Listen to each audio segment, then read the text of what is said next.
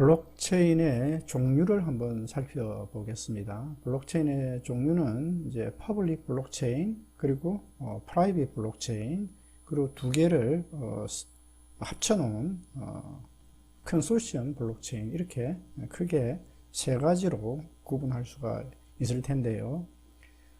이 관리 주체가 어떻게 되는지를 한번 보면 이 퍼블릭 블록체인 같은 경우에는 모든 이 그 참여자, 이 노드 참여하고 있는 그 노드들이 관리 주체가 된다라고 볼 수가 있죠. 그리고 컨소시엄 같은 경우에는 이제 컨소시엄을 구성한 단체들이 그 관리 주체가 된다라고 볼 수가 있고, 프라이빗 블록체인 같은 경우에는 하나의 중앙기관이 모든 권한을 소유하고 있다라고 볼 수가 있습니다. 그리고 이제 가버넌스를 보면 퍼블릭 블록체인 같은 경우에는 한번 전에 정해진 어떤 법칙이나 어떤 규칙을 바꾸기가 상당히 좀 까다로운 그런 면을 가지고 있죠. 그러나 이제 컨소시엄 블록체인 같은 경우에는 그 컨소시엄으로 참여하고 있는 그 참여자들이 합의를 하게 되면 그러한 어떤 법칙이나 규칙을 좀 상대적으로 용이하게 바꿀 수 있는 그런 어떤 특징을 가지고 있고, 프라이빗 블록체인은 중앙기관의 의사결정에 따라서 수월하게 바꿀 수 있다라고 볼 수가 있겠네요. 그리고 이제 거래 속도, 트랜잭션 스피드가 되겠죠. 우리가 또 TPS 이야기를 하는데, 이 거래 속도 같은 경우에는 이제 퍼블릭 블록체인 같은 경우 굉장히 많은 그 참여자가 있을 수 있기 때문에 네트워크 확장이 다소 어렵고 거래 속도가 느린 그런 어떤 특징을 가진다라고 볼 수가 있을 것이고요. 컨소시엄 블록체인 같은 경우에는 상대적으로 네트워크 확장이 쉽고 거래 속도가 좀 빠른 그런 어떤 특징을 가진다라고 볼 수가 있을 것입니다. 프라이빗 블록체인은 네트워크 확장이 매우 쉽고 거래 속도가 빠른 그런 어떤 특징을 가진다라고 할 수가 있겠네요. 그리고 데이터, 블록체인에 들어있는 데이터에 접근하는 것은 이제 그 참여하고 있는 그 참여자 노드는 누구라도 접근이 가능하다라고 볼 수가 있고, 컨소시엄 같은 경우에는 그 컨소시엄으로 참여하고 있는 그 참여자만 접근이 가능하죠. 그리고 그런 또 그 참여자들의 허가를 통해서 허가를 받은 사용자만이 접근이 할 수가 있다, 그런 거죠. 프라이빗 블록체인 같은 경우에는 허가받은 사용자만 접근이 가능하다. 그리고 어떤 식별성을 놓고 보면 퍼블릭 블록체인은 이제 익명성을 가지고 있다라고 볼 수가 있고, 컨소시엄 블록체인은 이제 프라이빗 블록체인 같은 경우에는 식별 가능한 그런 특징을 가지고 있겠죠. 그리고 대표적인 검증 알고리즘, 이제 합의 알고리즘이라고 볼 수가 있을 텐데, 이 합의 알고리즘에 따라 거래 증명자가 결정이 되며 누구인지 사전에 알 수가 없다. 그래서 그 블록을 이제 여기서는 이제 생성하는 그 노드가 되겠죠. 그래서 그 합의 알고리즘에 따라서 최종적으로 그 블록을 생성할 수 있는 권한이 부여된다라고 할 수가 있을 것이고, 컨소시엄 블록체인 같은 경우에는 거래 증명자가 인정을 거쳐 알려진 상태가 되고, 사전에 합의된 규칙에 따라서 거래 검증 그리고 블록 생성이 가능한 형태가 된다. 그리고 프라이빗 블록체인은 중앙기관에 의해서 거래 증명이 이루어진다라고 볼 수가 있겠네요. 그리고 이제 활용 사례를 놓고 보면 퍼블릭 블록체인의 그 대표적인 그 코인이 그리고 플랫폼이 비트코인 그리고 이더리움 같은 경우가 그 예가 될 것이고, 컨소시엄 블록체인 같은 경우에는 R3 CV나 텐더민트 또 캐스퍼 이런 것이 여기에 해당된다라고 볼 수가 있겠고요. 프라이빗 블록체인 같은 경우는 나스닥의 비상장 주식 거래소의 그 플랫폼인 링크 이런 것이 여기에 해당된다라고 볼 수가 있고, 그 다음에 이제 그 코인 암호화폐가 이제 필요한지 여부에 대해서 보면 퍼블릭 블록체인 같은 경우에는 기본적으로 이런 어떤 코인의 그 사용을 통해서 그 운영이 되는 그런 어떤 시스템이다라고 볼 수가 있기 때문에 퍼블릭 블록체인은 코인이 암호화폐가 필요하다라고 볼 수가 있고, 컨소시엄 블록체인과 프라이빗 블록체인 같은 경우에는 이거는 선택 사항이다. 있어도 되고 없어도 되는 그런 특징을 가진다라고 볼 수가 있겠네요. 블록체인의 이 기술 발전 그 과정을 한번 살펴보면 1세대 그리고 2세대, 3세대 이렇게 이제 구분을 하기도 합니다. 그래서 1세대는 블록체인 1.0 이 시기에는 2009년 처음 그 비트코인이 등장한 그런 어떤 그 시점을 이야기한다라고 볼 수가 있죠. 그래서 이 비트코인은 POW 합의 알고리즘으로 POW Proof of Work라고 하는 작업 증명이라고 하는 합의 알고리즘을 사용하고 있고, 10분마다 블록이 생성되도록 그렇게 프로그램이 내부적으로 이제 동작이 되도록 만들어져 있다 보니까 이 TPS Transaction per Second 그 거래 처리 속도가 4에서 6 정도 되는 그런 어떤 처리 속도를 가지고 있다.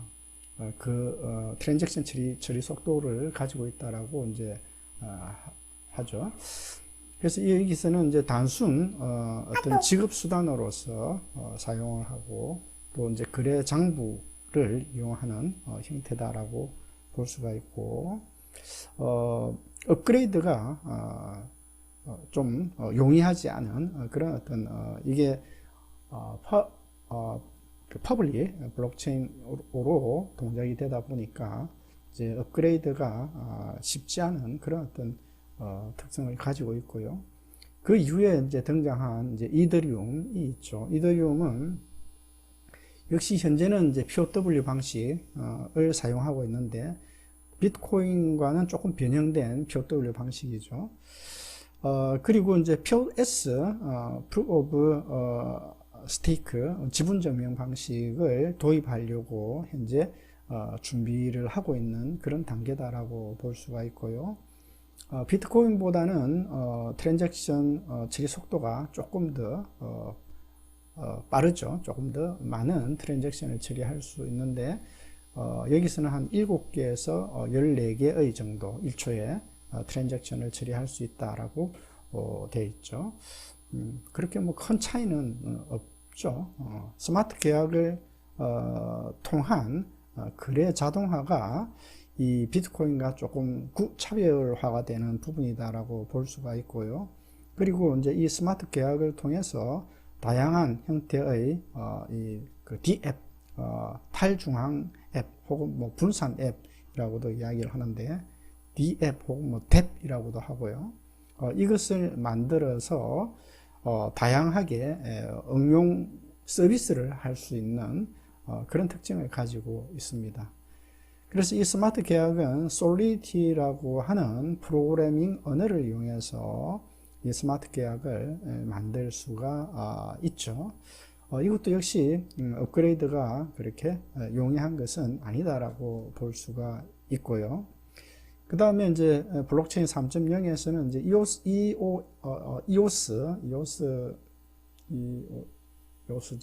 이것은 이제 대체로 이야기를 많이 하고 있는데 여기서는 합의 알고리즘이 디포스라고 하는 방식을 쓰고 있습니다. 위임 지분 증명 방식이다. 그래서 여기서는 TPS가 한 3,000건 정도 된다고 지금 알려져 있죠. 이것도 역시 이제 스마트 계약을 통한 거래 자동화 시스템으로 운영이 되고 있고, 또 역시 분산 앱, 탈중앙 앱을 만들어서 다양한 응용 서비스를 활용할 수 있는 그런 특징을 가지고 있고요. 여기서는 또 합의에 의한 업그레이드가 가능하고, 물론 다른 것도 합의를 통해서 업그레이드가 가능하죠. 가능한데 이제 어느 시스템이 좀 더 용이하냐 하는 부분에 차이가 있을 것 같고, 또 여기서는 다양한 프로그래밍 언어를 지원하고 있는 그런 상태다라고 볼 수가 있겠습니다. 비트코인은 2008년 사토시 나카모토라고 하는 사람이 수백 명의 공학자와 컴퓨터 프로그래머에게 비트코인 이 백스를 전송했다고 하는데, 이 사토시 나카모토가 누구인지는 지금 현재 아직까지 모르는 그런 상황이죠. 그리고 이것은 이제 이전에 없었던 완전히 분산화된 시스템이다라고 이제 볼 수가 있는데, 그렇다고 분산화된 시스템이 이전에는 없었던 것은 아니죠. 여기서 의미가 있는 것은 중앙기관의 거래 지불 및 검증이 불필요한, 그러니까 그 중개자가 필요가 없는 거죠. 그런 상태의 최초의 전자화폐 시스템이다라고 평가가 되고 있습니다. 그리고 국경을 뛰어넘는 통화 수단이 되고 있는 상태다. 그리고 전통적인 통화는 다른 그런 가상화폐의 특성을 가지고 있고, 비트코인은 통화의 단위로 네트워크 참여자 사이에서 가치를 보관하고 전송하는 데 사용되는 그러한 암호화폐로 자리를 잡았다라고 볼 수가 있겠습니다. 비트코인과 이제 채굴과 관련된 내용을 한번 보면, 거래에 서명할 수 있는 키를 가지고 있는 사람이면 누구든지 비트코인을 이제 통제할 수가 있다. 비트코인은 이 채굴 마이닝이라고 하죠. 채굴 시스템을 통해서 생성되고 P2P 시스템이기 때문에 중앙 서버는 존재하지 않는다. 그리고 이 채굴 행위는 비트코인 거래 동안 주어지는 수학 문제의 해답을 찾는 행위를 의미하는데, 이 비트코인 네트워크 참가자는 누구나 채굴에 참여할 수 있는 것으로 되어 있습니다. 그리고 이 채굴자들이 받는 보상은 크게 두 가지로 나눌 수가 있는데, 새 블록 각각에서 새로운 코인을 생성하는 것과 또 해당 블록 내에 들어있는 거래들로부터 거래 수수료를 받는 것이다 라고 하죠. 여기서 이 새로운 새 블록 각각에서 생성된 코인을 생성하는 것이라고 하는 것은 코인베이스를 의미한다라고 보면 되겠죠. 코인베이스. 그리고 이 채굴 과정이 인센티브 시스템이 되며, 이를 통해 비트코인의 보안이 분산되어 안정적인 네트워크가 구축이 된다라고 볼 수가 있겠습니다. 그래서 이 비트코인 시스템을 안전하게 보호하고 중앙 권력 없이 합의를 이룰 수 있도록 만들어준다. 그리고 이런 보상금을 받고 거래를 블록체인에 기록하는 권리를 얻기 위해서 작업 정령 알고리즘을 풀기 위해 경쟁하는 과정인 이 채굴이 비트코인 보안 모델의 근간이 되고 있다, 그런 거죠.